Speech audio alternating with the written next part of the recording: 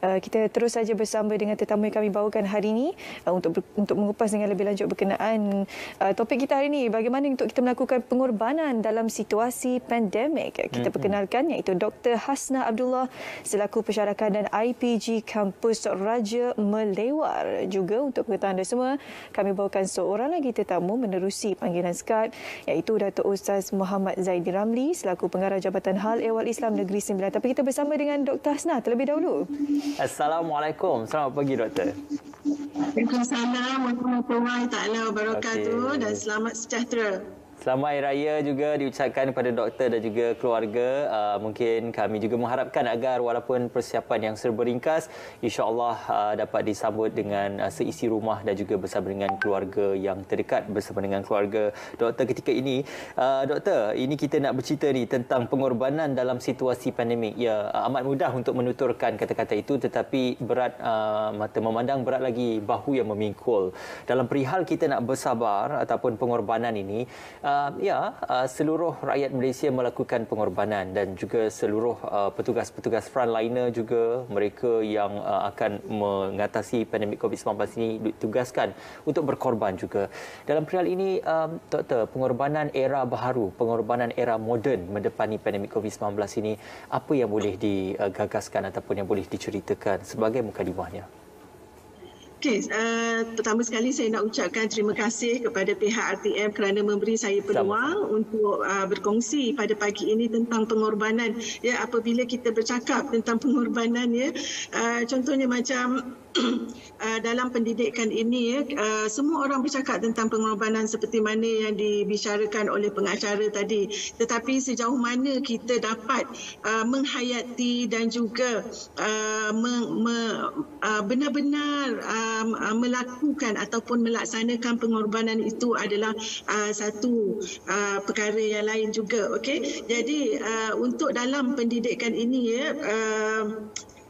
macam mana saya nak katakan, iaitu di mana semua orang faham, semua orang tahu dan tidak ada seorang pun dalam dunia ini yang mahukan keadaan seperti ini. Tidak ada seorang pun, walaupun ada yang mengatakan bahawa masa pandemik ini perniagaannya meningkat tinggi, mencapai kejayaan, tetapi di sebalik kejayaan itu setiap orang tidak mahukan keadaan ini. Jadi kalau kita nak bercakap tentang pengorbanan ini dalam pendidikan, kalau macam saya semalam daripada pukul 8 pagi sehingga 5.30 petang saya bersama dengan pelajar-pelajar saya dapat melihat bagaimana wajah-wajah pelajar saya merelakan keadaan dirinya untuk bersama dengan pensyarahnya demi untuk menuntut ilmu. Ya, dalam arti kata lain, apabila kita bercakap tentang pengorbanan ini, terutamanya kepada murid-murid sekolah, ibu bapa dan seluruh rakyat Malaysia, seluruh warga dunia ini, hendaklah pertama sekali memahami antara satu sama lain, menghormati antara satu sama lain, di mana ibu bapa perlu memahami kedudukan guru, murid-murid juga perlu memahami. Tapi itulah murid-murid ni kalau yang sekolah rendah, dia agak sukar untuk memahami.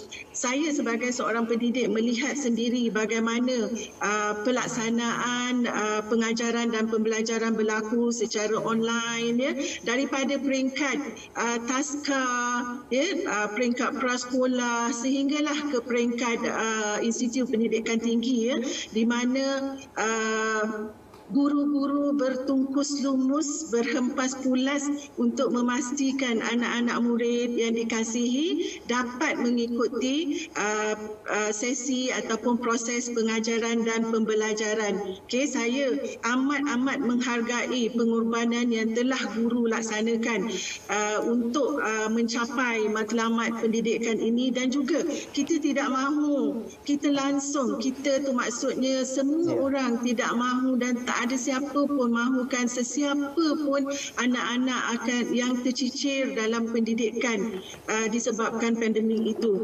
Jadi apa yang saya boleh katakan adalah pengorbanan yang diperlukan oleh ibu bapa adalah untuk memahami, menghormati dan juga menghayati apa yang cuba diberikan oleh guru kepada anak-anak kita. Maknanya usaha itu adalah usaha bersama dan juga pandemik ini perlu digalas bersama. Setakat itu dulu. Okay. Bagaimana kalau Prof melihat dalam situasi kita sedang menghadapi pandemik dan juga meraihkan Hari Raya Korban ini, perkataan korban itu kalau Prof boleh berikan sedikit perincian dalam konteks pendidikan, terutamanya untuk pelajar, bagaimana pengorbanan mereka dalam situasi pandemik ini untuk meneruskan pengajian dan sebagainya, dan juga dari sudut tenaga pengajarnya, iaitu pensyarah-pensyarah mereka juga turut berkorban untuk melakukan ODL kan. Ini satu situasi yang sangat baru untuk kita semua. Jadi bagaimana untuk kita jadikan situasi ini sebagai satu situasi yang lebih positif untuk kita menghadapi hari-hari yang mendatang? Okey, sebab tu tadi saya kata kita perlu menghormati, kalau kita jadi ibu bapa, kita perlu menghormati usaha yang diberikan oleh pihak pemberi pendidikan, iaitu guru dan juga pensyarah. Okey, kalau kita ini sebagai seorang pensyarah, seorang pendidik, kita juga kena menghormati pelajar-pelajar kita, murid-murid kita, dan kita juga memahami masalah-masalah yang dihadapi. Tetapi apa yang saya nak katakan di sini ialah kita kena berhenti memikirkan masalah ataupun alasan, tetapi sebaliknya mencari jalan penyelesaian.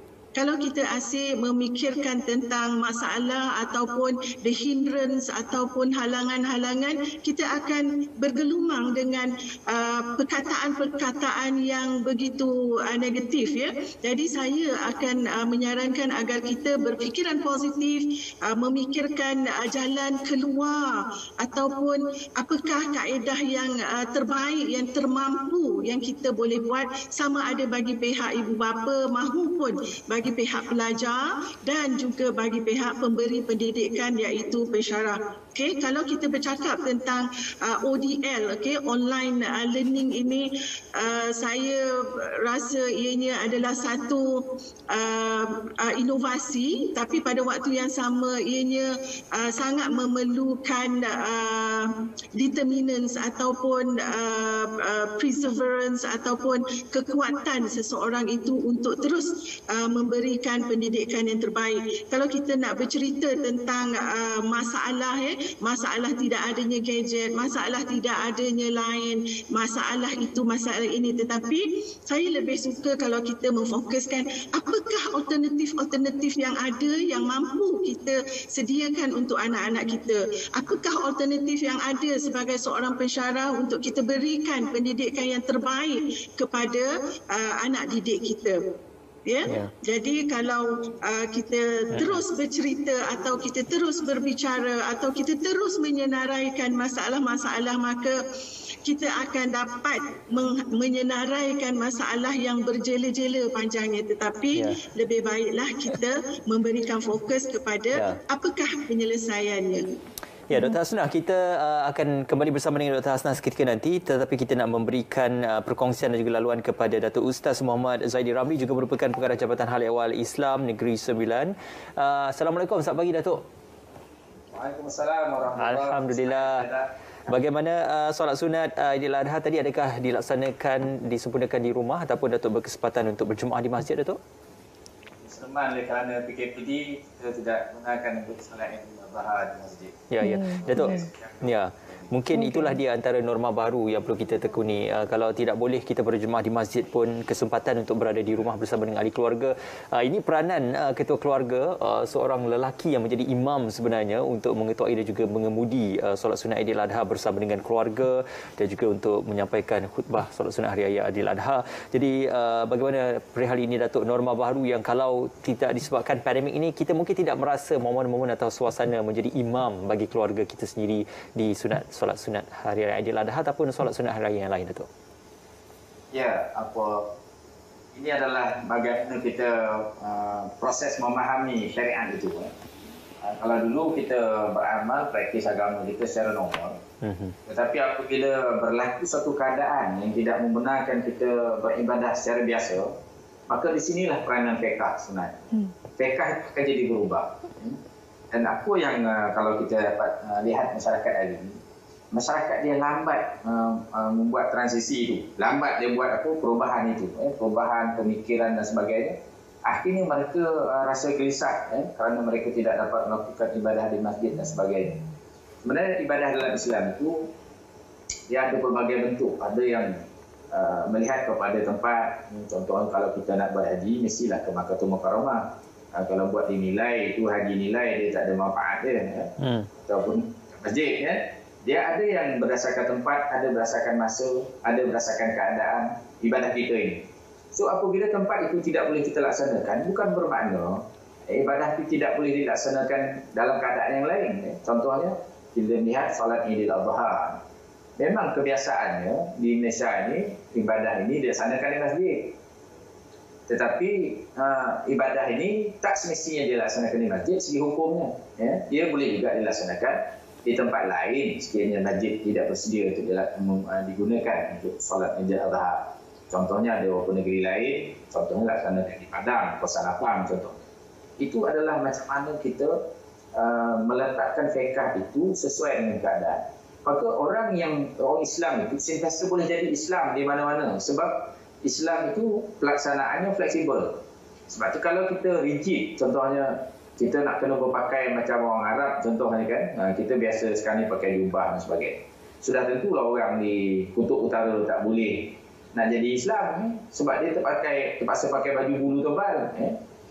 Begitu juga dalam konteks-konteks lain. Jadi flexibility dalam fiqh itu menyebabkan kita boleh jadi Islam di mana-mana dan bila-bila masa. Dan Datuk juga selaku pengerusi bagi jawatankuasa pengerusi bagi Jabatan Hal Ehwal Islam Negeri Sembilan, pastinya ada banyak perkara ataupun aktiviti yang dilakukan untuk membantu mereka yang terjejas sebab pandemik ini kan. Jadi apakah antara pengorbanan kalau Datuk boleh kongsikan untuk semua kaki tangan yang berada di bawah Jabatan Hal Ehwal ini dalam membantu mereka yang sentiasa berada dalam keadaan sukar di waktu pandemik ini? Ya, sebenarnya ada banyak bentuk kesukaran itu. Pertamanya ialah kesukaran bagi keluarga yang menghadapi kematian keluarga yang diakibatkan positif COVID. Ini sebenarnya bagi orang tak mengalami, dia tak tahu. Tetapi bila ada seorang di keluarga mereka meninggal dunia, siapa nak urus jenazah?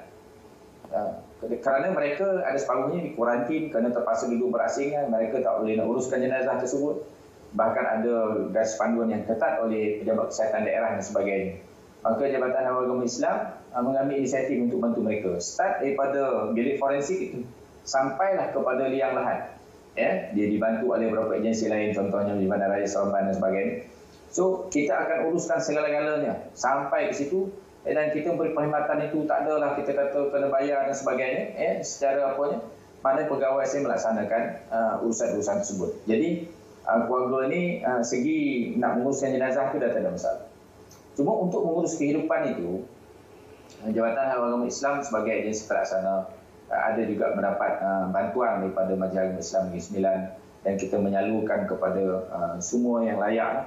Contohnya kalau dulu, sikit masa dulu apabila PDPR dilaksanakan, ramai keluarga yang kategori B40 dan sebagainya tidak mempunyai gadget ataupun alat untuk belajar di rumah, maka Majlis Agama Islam telah menyalurkan bantuan salurkan duit ke berjaya dan kita membantu pelajar-pelajar yang berkenaan.